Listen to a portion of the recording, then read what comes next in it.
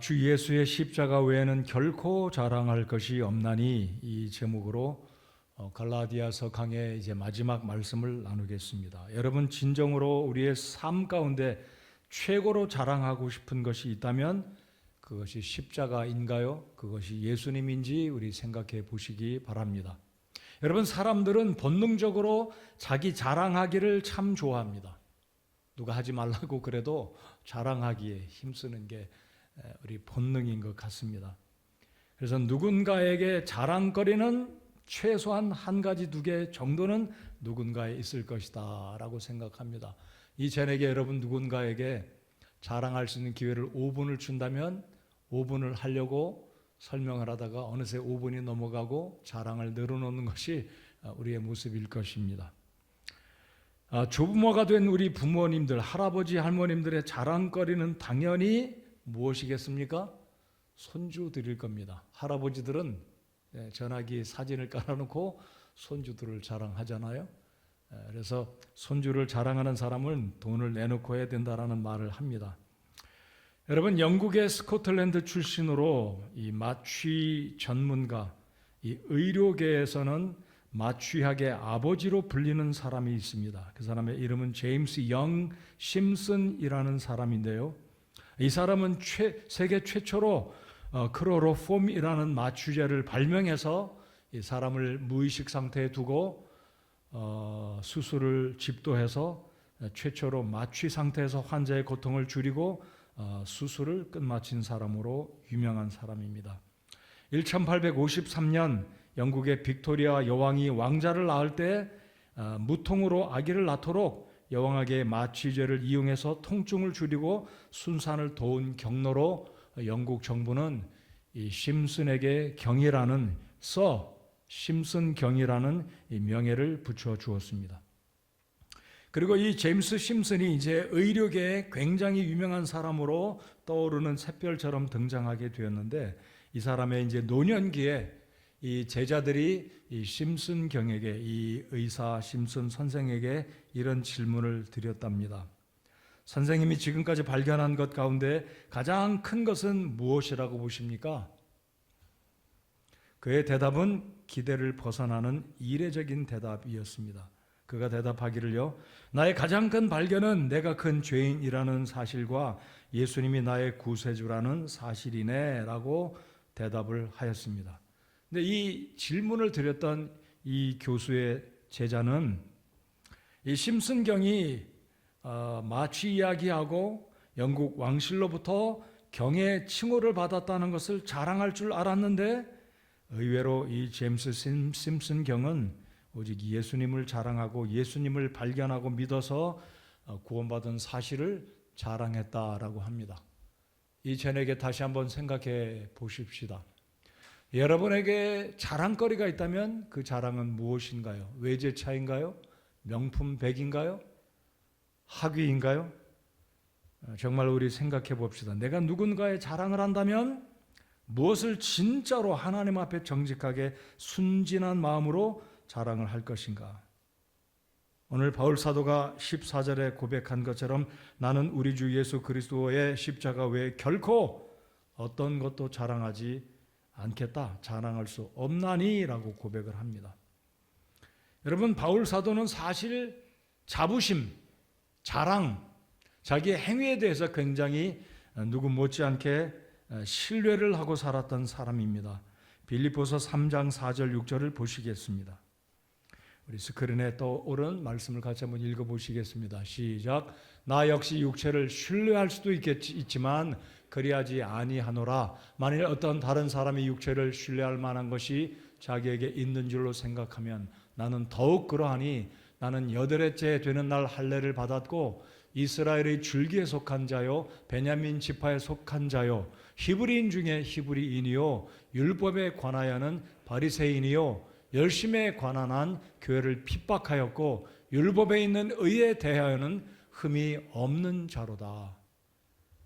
거의 완벽에 가까운 삶을 살았던 사람입니다. 혈통으로 치면 왕족이지요. 사울의 후손이니까요. 히브리인 중에 히브리인이요. 우리 한국이 이제는 백의 민족, 단일 민족이란 말을 아마 쓰지는 않게 될 것 같아요. 다양한 외국의 사람들이 노동자들이 와서 결혼하고 외국인 자녀들을 낳기 때문에 우리나라도 미국처럼 이제 다민족 국가가 될 날이 멀지 않았습니다. 근데 우리 한국 사람들이 흔히 생각할 때 경주 이씨다 그러면 왕족으로 왕의 후손 그렇게 생각을 하고 자부심을 갖는 이씨 분들도 있을 겁니다. 저는 경주 이씨는 아니고요. 자, 바울 사도가 지금 이야기하는 것은 내가 이 정도다. 다른 사람이 자신의 육체를 신뢰할 만한 것이 있다면 나는 더욱 그러하다. 자랑할 게 더 많다는 거죠. 근데 바울은 이제 구원받은 이후에 자기 자신을 자랑하지 않고 오직 십자가만 자랑하겠다라고 고백을 합니다. 오늘 저녁에 마이크 상태가 아주 최고로 좋은 것 같아요. 제가 참 편하게 말을 할 수 있어서 감사드리고요. 자, 이제 바울이 어떻게 이렇게 변했을까요? 바울이 부활하신 이후 부활하신 예수님을 직접 목격하고 예수님이 진짜 살아계시는구나. 저분이 나를 구원하신 분이시구나. 저분이 구약 성경에 예언한 예언을 따라 선지자들이 증거한 그분이 맞구나 하고 자신의 율법을 통한 행위를 통해서 구원받으려는 잘못된 생각을 다 내려놓고 예수님을 통해 구원받고 더불어서 사명을 받고 복음을 전하는 하나님의 사람이 되지 않았습니까? 그래서 바울은 이제 본문을 통해서 그동안 1장부터 6장 10절까지 오면서 갈라디아서 서론과 본론이 지났습니다. 갈라디아서 서론은 1장 1절로 5절까지 그리고 1장 6절부터 6장 10절까지가 갈라디아서의 몸통 본론이 되겠습니다. 그리고 이제 11절부터 마지막 절까지는 바울이 결론으로 마지막 하고 싶은 이야기를 갈라디아 교회 성도들에게 끝맺는 말로 갈라디아 편지를 이제 마무리 짓고 있습니다. 자, 그런데 11절이 독특하게 시작하고 있습니다. 11절 제가 한 번 더 읽습니다. 너희는 내가 내 손으로 너희에게 얼마나 큰 글자로 썼는지 보는도다. 좀 이상한 표현을 하지 않습니까? 큰 글자로 썼다. 얼마나 큰지는 제가 원문을 보지 못해서 모르겠지만은요, 이 독특한 표현을 하지 않습니까? 그러니까 1장 1절부터 6장 10절까지는 대필자가 갈라디아서를 써서 기록했다라는 것을 알 수 있고요. 이제 11절부터 마지막 18절까지 9구절을 바울이 친히 글씨를 쓰는데 그것도 앞에 있는 글체보다는 크게 썼다라는 겁니다. 그럼 큰 글자를 쓴 이유는 학자들 사이에 세 가지로 보게 되는데 그 이유는 첫 번째로 바울은 전문 필기자가 아니었기 때문에 대신 누군가를 통해서 필사자를 세웠는데 바울이 헬라어보다는 아무래도 그 당시에 아람어, 이 라틴의 영향을 받은 이 그리스 영향을 받았던 헬라어를 잘했지만 바울에게는 그의 모국어, 그의 첫 번째 언어는 히브리어였기 때문에 히브리어를 쓰는 것이 편했기 때문에 대필자를 썼다라고 추론을 합니다. 이것은 그렇게 신빙성이 없다고 저는 보고요. 두 번째는 갈라디아서 4장 13절에서 15절에 언급되었듯이 바울이 안질이 있어서 눈이 안 좋아서 앞구절에 지난번에 살펴본 그대로 갈라디아 교회 성도들이 바울을 얼마나 사랑했으면 눈을 뽑아서 줄 만큼 바울을 염려한 그 이유를 이제 이유로 본다면 바울이 눈이 안 좋아서 큰 글자로 썼겠다라는 추론의 이유가 그럴 듯하다라고 저는 봅니다. 이제 세 번째, 바울이 큰 글자로 기록한 것을 특별히 강조하고 있는 것은 여러분들 이 갈라디아서 마지막 결론이 내 서신의 끝맺는 말이 큰 글자로 썼으니 집중해서 내 말을 잘 들어주시오 라는 강조로 큰 글자를 썼다라고 학자들이 추론을 하는데요. 저는 그래서 두 번째, 세 번째가 맞다라고 봅니다. 그래서 큰 글자로 쓴 것은 이제 마지막 편지 바울의 친필로 이 갈라디아 서신을 듣고 읽게 될 수신자들, 당시의 갈라디아 교회 성도들이 이 갈라디아서가 그들이 사랑하는 그들의 목회자요, 그들의 복음을 증거해 준 영적인 그들의 아버지였던 바울 사도가 끝맺는 마지막 당부의 결론이다라는 것을 특별히 인식하도록 큰 글자로 강조해서 썼을 것이다. 이게 제일 무난하다고 봅니다. 자, 그렇다면 방금 말씀드렸듯이 1장 1절부터 5절까지는 서론이고요. 1장 6절부터 쭉 내려서 6장 10절까지가 갈라디아서의 본문이 되겠습니다. 그리고 이제 11절부터가 마지막 결론입니다. 자, 그렇다면 오늘 바울 사도가 큰 글자를 썼다는 것을 강조하면서 마지막 결론에 이 편지의 마지막 끝부분에 중요한 의미를 담아두면서 갈라디아 교회 성도들에게 알려주고자 하는 바가 무엇일까요? 두 가지가 함축되어 들어 있습니다. 두 가지. 첫 번째는 예수 그리스도의 십자가의 은혜로 구원받았기 때문에 율법 교사들, 거짓 교사들의 속임수에 귀를 더 이상 기울이지 말고 그들의 가르침을 다 떠나서 믿음으로 돌아와 내가 그렇게 1장 6절부터 6장 10절까지 당부한 말씀들을 기억하시오라는 의미에서 이제 바울이 결론을 짓고 있다라는 겁니다. 그래서 십자가만을 강조하는 이 바울의 의미를 갈라디아 교회 수신자들이, 그리고 오늘 이 말씀을 전하는 저나 이 말씀을 읽게 되는 현대의 수신자들로 하여금 바울의 마지막 당부에 이 갈라디아서의 요점이 무엇인지 오늘 이 말씀을 받는 수신자들 또한 이 말씀을 잘 정리하고 결론을 맺기를 바라서 바울 사도가 결론의 첫 번째 두 가지 의미 가운데 첫 번째를 담아 두었고요.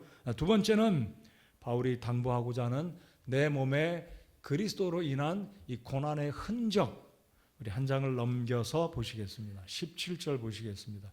이제부터는 아무도 나를 괴롭게 하지 말라. 내가 내 몸에 주 예수님의 자국들을 지니고 있느니라.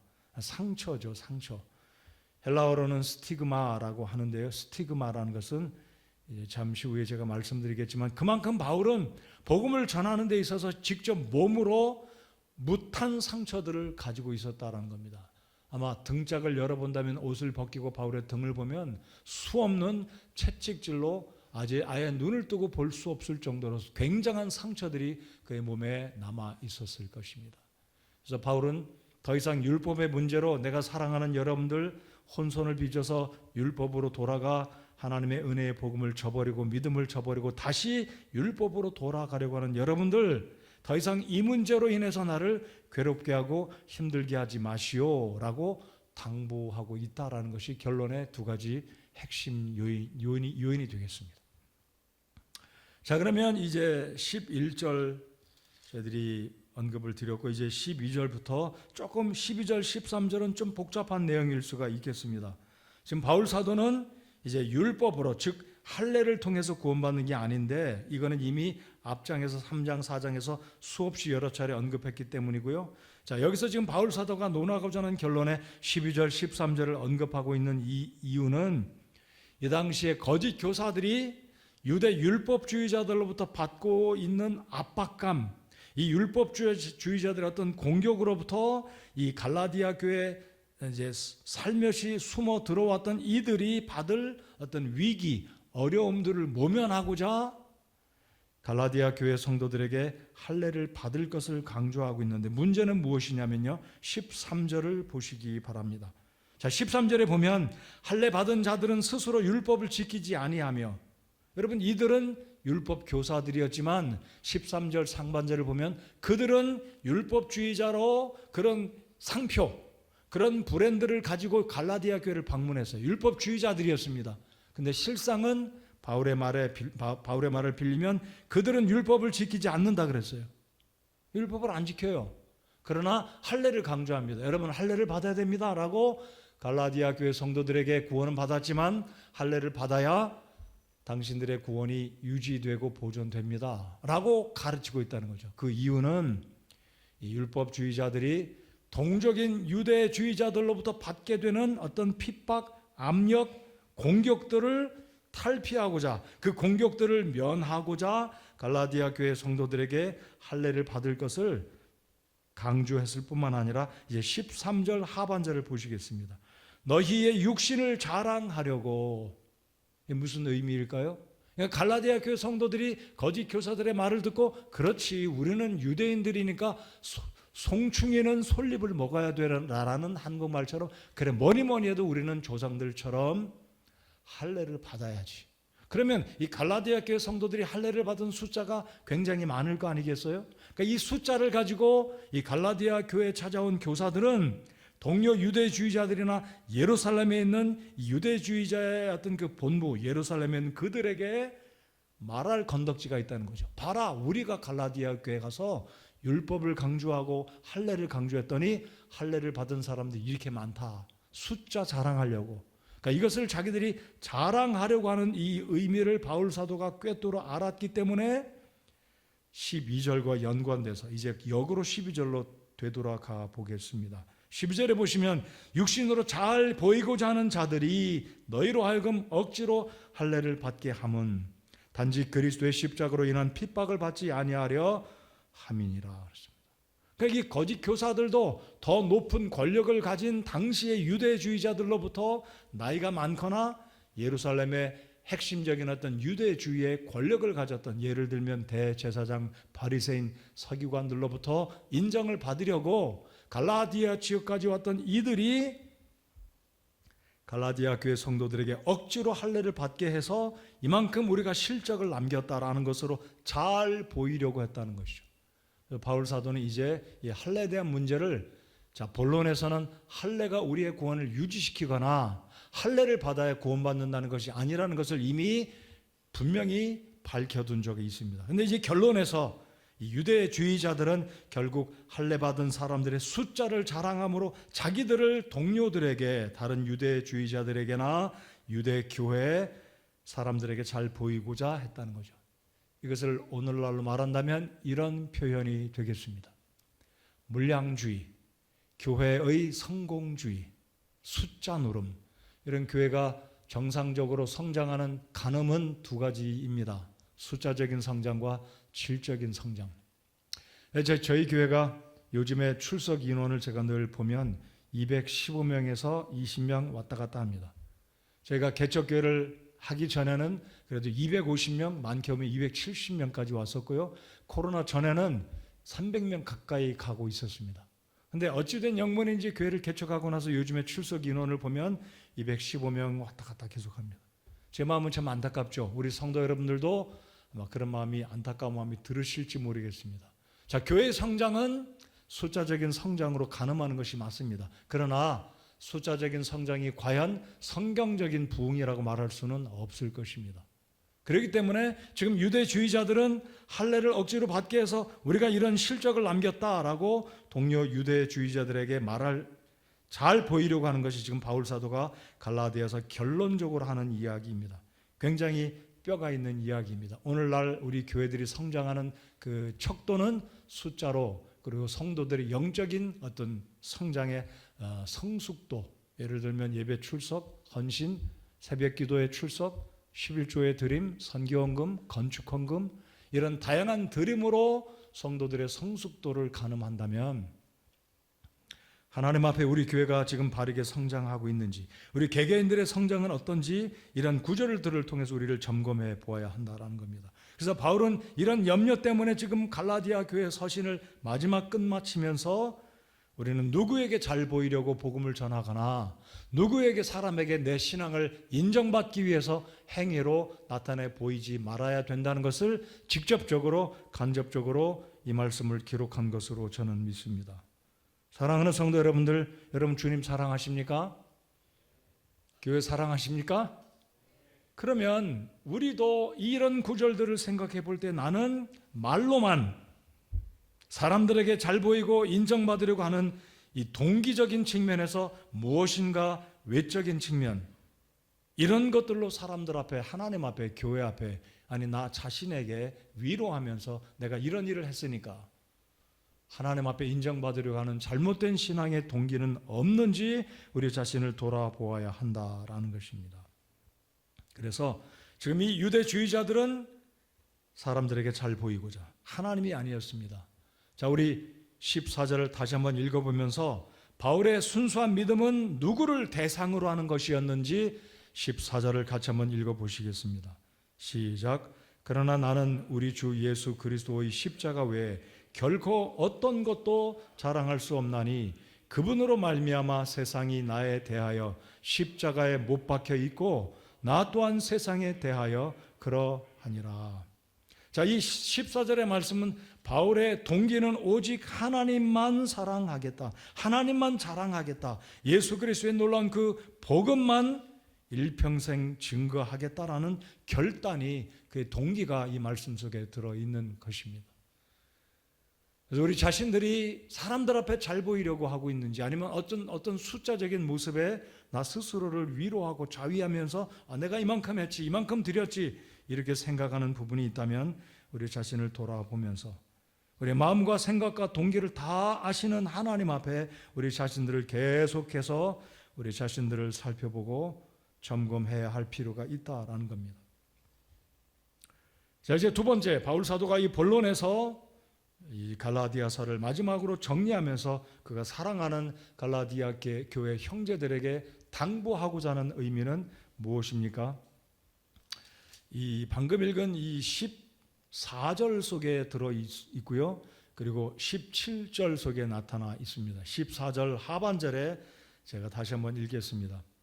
그분으로 말미암아 세상이 나에 대하여 십자가에 못 박혀 있고 나 또한 세상에 대하여 그러하니라. 지금 바울은 자기 자신을 두 가지 측면으로 못을 받고 있다는 것을 이야기합니다. 내 육체, 내 육신이, 내 옛사람이, 육체라는 말은 다시 정정하겠습니다. 내 옛사람이 십자가에 주님과 함께 못 박혀 있고 옛사람은 죽었고, 그 다음에 또한 세상에 대하여 그러하다. 그러니까 세상의 부귀영화, 이전에 바울 사도가 3장 방금 읽었던 말씀처럼 구원받기 전에 그가 추구했던, 그가 신뢰했었던, 그가 자랑했고 자부심으로 느꼈던 모든 것은 이제 다 십자가에 못 박고 복음을 위해서 자신을 구원해 주신 그 주님의 사랑, 십자가만을 증거하겠다는 것이 바울의 이 갈라디아 교회 성도들에게 나누고 싶은 바울의 순수한 마음이자 사역의 동기이자 원리였다라는 겁니다. 그래서 바울 사도는 이제 이 갈라디아 교회 성도들에게 이런 마지막 이 서신을 끝맺으면서 자기 자신의 어떤 추구하고자 하는 것, 사역의 목표, 바울이 이루고자 하는 것은, 바울이 자랑하고자 하는 것은 정말 십자가뿐이었다라는 것을 바울은 마지막 갈라디아서 6장 14절에서 밝혀두고 있습니다. 그래서 15절을 다시 한번 보시겠습니다. 15절에 보시면 할례나 무할례가 아무 효력이 없고 그리스도 예수님 안에서는 할례나 무할례가 아무 효력이 없고, 제가 이런 말씀 드리면 여러분 퍼뜩 이해가 가시기 바랍니다. 우리는 무할례자들입니다. 무슨 뜻일까요? 우리가 무할례자라니요? 우리는 할례 의식을 행하지 않습니다. 할례 의식을 명함을 받은 적도 없어요. 왜냐하면 이방인이기 때문에. 그러니까 우리는 무할례자들입니다. 할례를 주지도 않고 할례의 중요성 우리는 상관이 없어요. 그래서 바울이 말한 무할례자들에게나 할례자들, 유대인들은 할례를 받지 않습니까? 빌립보서 3장에 바울이 이야기했듯이 나는 난지 8일 만에 할례를 받았다. 자랑한 거죠. 어찌 보면 당연한 건데 그만큼 바울은 율법의 전통을 지키는 명망 있는 유대인의 집에서 태어난 가문이 반듯한 집안 사람이다라는 것이죠. 자, 그런데 바울은 지금 이야기하기를 할례나 무할례나 예수님 안에서는 아무 효력이 없다. 이게 무슨 뜻일까요? 할례는 우리를 구원하거나 받은 구원을 무효시킬 수 있는 능력이 없다라는 말입니다. 이해가 되시죠? 여러분 그렇게 믿으십니까? 자, 그러면 바울이 이 15절 하반절에 무엇을 강조합니까? 새로운 창조물만 있느니라. 어디서 많이 들어본 듯한 구절 아닌가요? 고린도후서 5장 몇 절입니까? 17절. 그런즉 그리스도, 우리 같이 읽겠습니다. 시작. 그런즉 누구든지 그리스도 안에 있으면 그는 새로운 창조물이라. 옛 것들은 지나갔으니 보라 모든 것이 새롭게 되었도다. 모든 게 새로워졌습니다. 여러분 구원받아 하나님의 자녀 새 사람이 되었습니까? 이게 진짜라는 거예요. 그러니까 할례나 무할례나 아무것도 아니고 예수님 안에서는 할례나 무할례나 의미가 없다는 거예요. 그게 무슨 유익하겠냐? 우리를 구원하지도 못하고 우리가 받은 구원을 유지시키지도 못하기 때문에. 맞습니다. 그래서 16절에 이 규칙에 따라 걷는 자들에게 또 하나님의 이스라엘에게 평강과 긍휼이 있기를 원하노라. 바울의 솔직한 고백이 아니겠습니까? 유대인들, 구원받지 못한 저들, 여전히 오늘도 과거에 바울이 그랬듯이 목숨 다 바쳐서 죽기를 다해서 율법을 지키고 음식법, 제사법, 절기법, 안식일, 이 모든 규례들을 지키려고 정말 무진 애를 쓰는 그들에게 하나님이 진짜 평안을 주시기를. 진짜 평안은 어디에서 옵니까? 율법을 지킬 때 오는 게 아니라 예수 그리스도 안에 있는 구원의 자유를 통해서 얻는 줄 믿습니다. 그래서 바울이 지금 그런 얘기를 합니다. 이제 바울은 끝맺음을 하면서 17절, 이제부터는 아무도 나를 괴롭게 하지 말라. 이 솔직한 고백이죠. 내가 이래봬도 복음 때문에 매를 맞고 궁핍했고 잠을 자지 못했고 풍랑의 동적의 위험과 강도의 위험과 매를 수없이 맞았다. 여러분, 바울이 얼마나 매를 맞았는지 여러분 아시죠? 50에 하나 감한 매를 5번 맞았습니다. 몇 대를 맞았다고요? 5, 4, 20, 200대잖아요. 50에 하나 감한 매를 5번 맞았다면 195대를 맞은 거예요. 우리는 30대만 맞아도 뭐 속된 말로 뻗겠죠. 죽겠죠. 근데 바울이 맞은 이 채찍은요, 굉장한 겁니다. 아까 제가 말씀드렸듯이 바울의 상체를 옷을 벗기면 볼 수 없을 정도로 온갖 흉터가 가득했을 겁니다. 우리 예수님도 그러실 거예요. 여러분, 예수님이 부활하시고 두 번째 주일날 도마에게 그렇게 말씀하지 않습니까? 도마야, 너 왜 의심했느냐? 내 손을 보고 내 옆구리에 창자국을 보고 나를 만져봐라. 영은 몸이 없지만 나는 있느니라 하면서 몸을 보여주시잖아요. 그러니까 예수님도 실제로 상처가 가득하실 겁니다. 머리에 가시 면류관 쓰실 때 찔린 상처, 채찍에 맞으신 상처, 굉장히 상처투성이이실 겁니다.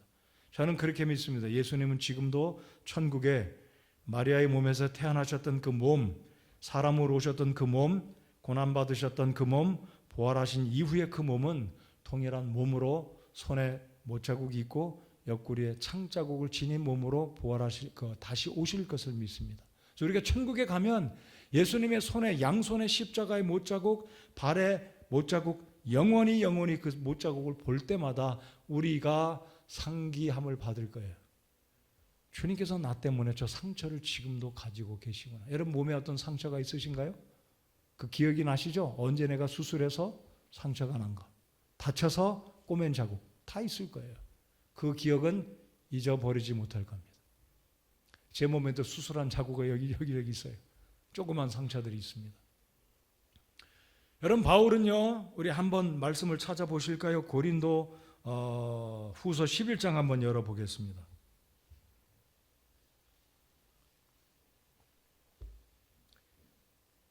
고린도후서 11장, 이렇게 표현하면 어떨지 모르겠습니다. 영광의 계급장이 바울의 몸엔 남아 있었습니다. 11장 25절, 24절, 25절 두 절을 읽겠습니다. 이 구절 찾으셨으면 자, 같이 읽겠습니다. 시작.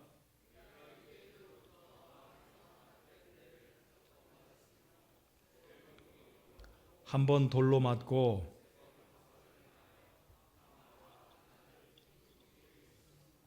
됐습니다. 40에 하나 뺀 매 195대를 맞았고요. 3번 몽둥이로 맞고, 여러분 몽둥이로 맞을 때 터지지 않을까요? 한 번 돌로 맞고, 이 돌로 맞은 것은 돌 하나 맞은 게 아니에요. 돌 한 개, 돌멩이 하나 맞은 게 아니고요. 루스드라에서 바울 사도는 1차 선교 때 돌에 맞아 거의 죽었습니다. 이 루스드라 사람들이 돌을 던질 때 수십 명이 던지지 않았겠습니까? 그래서 루스드라 사람들이 바울을 봤을 때 고통 속에 피를 철철 흘리고 땅에 엎드려진 모습을 보고 저 사람 죽었다. 이제 그만 던져도 되겠다. 멈췄을 겁니다. 그래서 바울이 거반 죽었어요. 돌에 맞았을 때 다시 강조합니다. 한 개의 돌멩이 맞은 게 아니고 머리도 터졌을 거고 얼굴도 맞았을 거고 팔뚝, 허벅지, 등, 배, 온몸이 돌에 맞았기 때문에 얼마나 살이 터지고 얼마나 고통이 심했겠습니까? 195대, 그리고 태장으로 몽둥이로 두드려 맞은 거예요. 그렇다면 여러분, 바울의 몸에는 상식적으로 말할 게 없죠. 온몸이 상처투성이에요. 그러니까 이 바울이 갈라디아 교회 성도들이 얼마나 속을 썩었습니까? 물론 고린도 교회 성도들 때문에 속을 썩기도 했지만 이제 나를 그만 힘들게 하시오. 내 몸에 이미 충분히 예수님의 복음 때문에, 십자가 때문에 내 몸에 예수님의 자국들을 지니고 있느니라. 그러니까 이 바울은 지금 예수님과 동일시합니다. 무엇인가요? 예수님께서 십자가 위에 달리실 때 채찍을 맞으시고 십자가 그 못에 박히실 때 저와 여러분의 죄로 인해서 예수님의 몸은 상처투성이시다라는 것을 지금 바울이 동일시합니다. 그럼 이제 오늘 설교를 마치면서, 갈라디아서를 마치면서 이 말씀을 우리 마음속에 남겨주고 싶습니다. 나는 과연 예수님 때문에 내 몸에 어떤 상처가 있는가? 스티그마, 우리 한번 따라서 해보실까요? 이런 헬라어 단어는 기억하시면 유식한 그리스도인이다, 좋을 거예요. 자, 스티그마, 상처예요. 상처. 이 상처는 옛날에 소나 말의 소유주들이 다른 동물들과 섞이면 헷갈리니까, 아니면 잃어버렸던 동물을 찾아올 때 자기의 도장을 찍는 직인입니다. 이 불을 쇠에 달고서 칙 하고 이 소의 엉덩이나 말의 엉덩이에 도장을 남긴 낙인입니다. 그러니까 지금 바울은 내 몸에 낙인 자국이 있다. 이 로마 제국에서는 이 흉악범들을 감옥에 가둘 때 도장을 찍습니다. 문신을 해가지고, 이 문신은 지워지지 않잖아요. 이 사람은 문신이 한번 들어가면 모든 사람 앞에서 이 사람은 무슨 죄인이다라는 게 낙인으로 남습니다. 그러니까 이 노예들은 또한 실제로 이 불인두로 지져가지고 영원히 지워지지 않는, 미국 소설의 주홍 글씨라는 거 읽어보셨죠? 네, 남아있는 거예요. 그래서 지금 바울은 내 몸에 예수님의 자국들을 지니고 있다. 그러므로 여러분, 나를 더 이상 괴롭게 하지 마시오. 이미 충분합니다. 여러분, 바울의 심정을 이해하시겠죠? 이해가 가십니까? 네. 자, 그러면 이 시간에 말씀을 마치고 갈라디아서를 마치면서 나는 과연 주님을 사랑한다고 말하고 예수님의 보혈 때문에 구원받았는데 내 몸에는 예수님으로 인한 어떤 자국이 있는가? 여러분, 실제로 상처를 받아야 된다, 그건 아닙니다. 영적인 의미죠. 내가 예수님 때문에 어떤 손실을 보았다든지, 예수님 때문에 정말 눈물을 쏟았다든지, 예수님 때문에 누구에게 지독한 오해를 받고 고통을 받은 아픔들이 내 마음속에 여전히 남아있다. 그런 것들이 있다면 무엇입니까? 우리에게 있어야 됩니다. 예수님을 진짜 사랑한다면 핍박을 받을 수밖에 없어요. 교회를 정말 사랑한다면 입술로만 사랑하는 게 아니라 진짜 사랑한다면 어떠한 모종의 고난들, 손해보는 것들, 아픔들, 눈물들, 시련들이 우리에게 남아있다라는 겁니다. 저에게는 그렇게 많지는 않겠지만 저도 생각해보면 이런 일들이, 오해받은 일들, 그 오해로 인해서 제가 얼마나 힘들었는지 몰라요. 제 의도는 그게 아닌데 목회를 하다 보면 그렇게 오해를 받을 수 있습니다.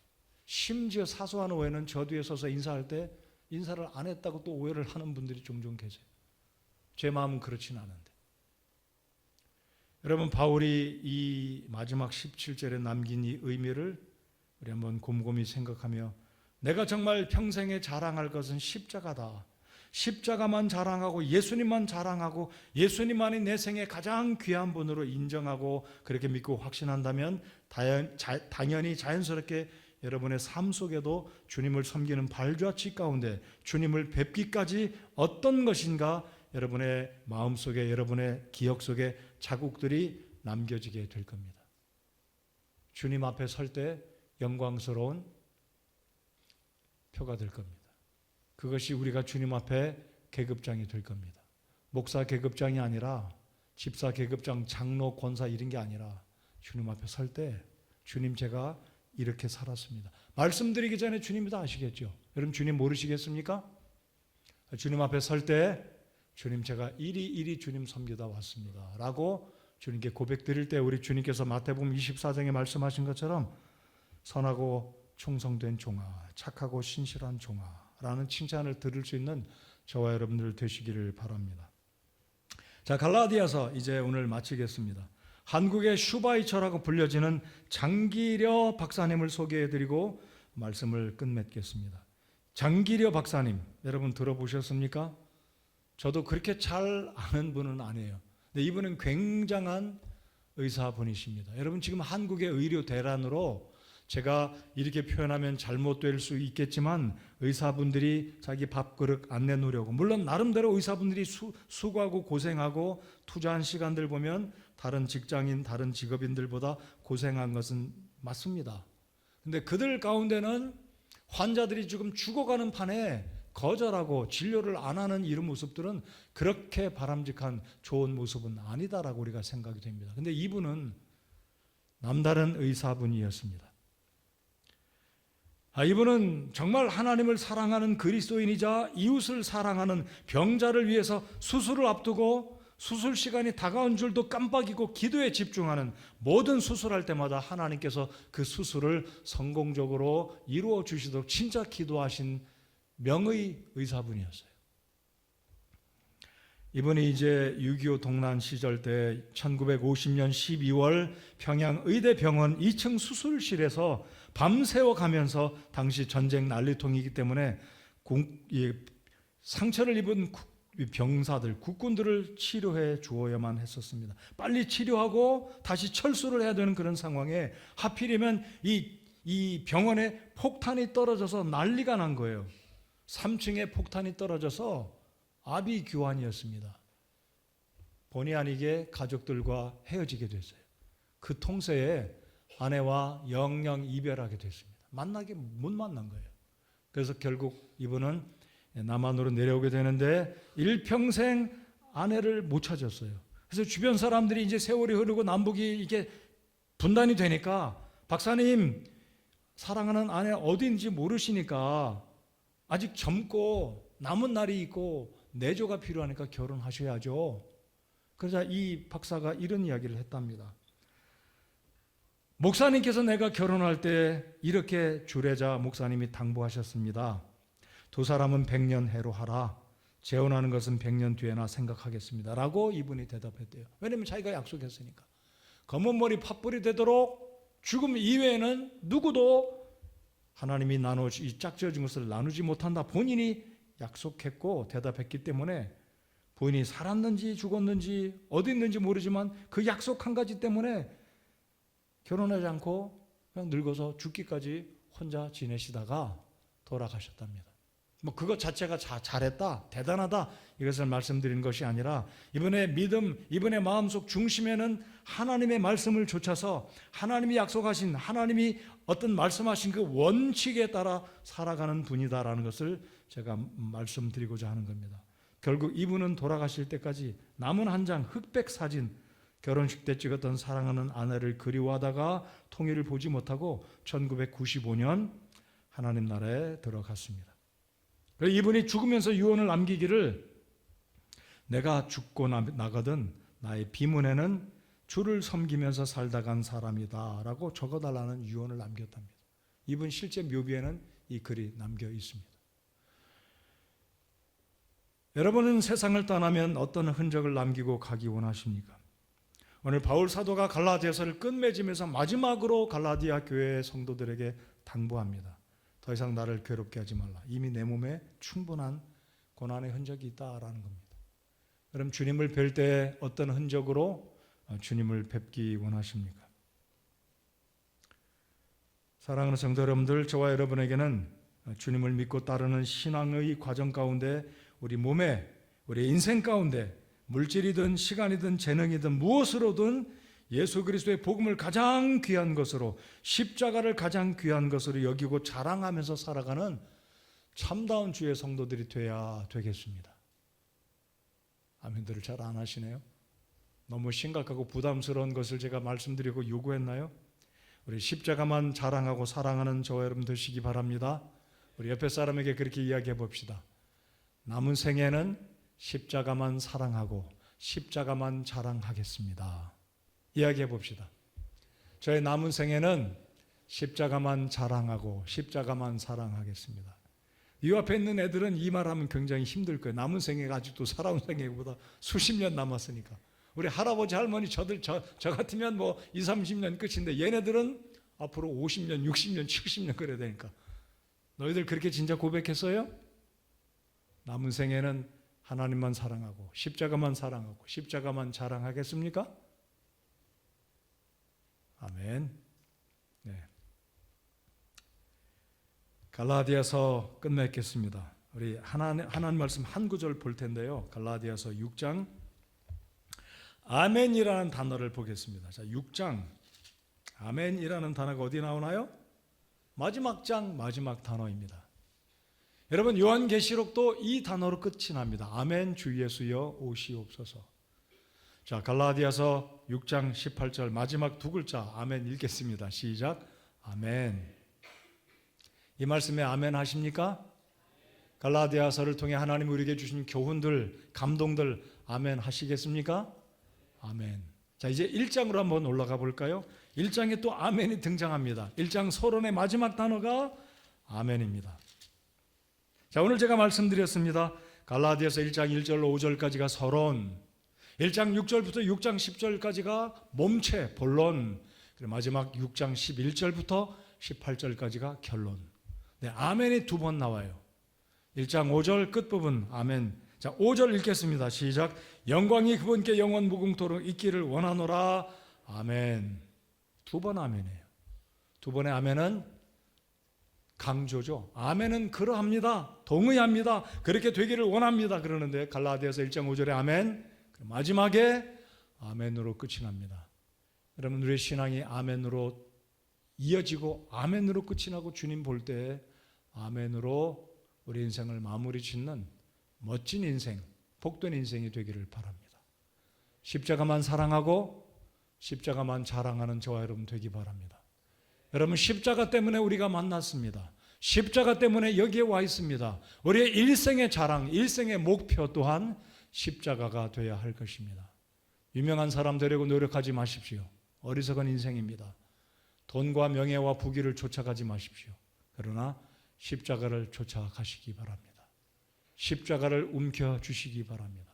고난의 때 십자가의 언덕 위에 달린 그 십자가를 바라보시면 일어설 수 있을 것이고 힘을 얻을 수 있을 것이고 살 목적을 발견하시게 될 거고 십자가 속에 기쁨과 평안과 갈라디아서의 주제 진리가 우리를 자유롭게 한 그 자유를 다시 한번 생각나게 될 겁니다. 십자가만 사랑하고 십자가만 증거하는 저와 여러분 되십시다. 아멘.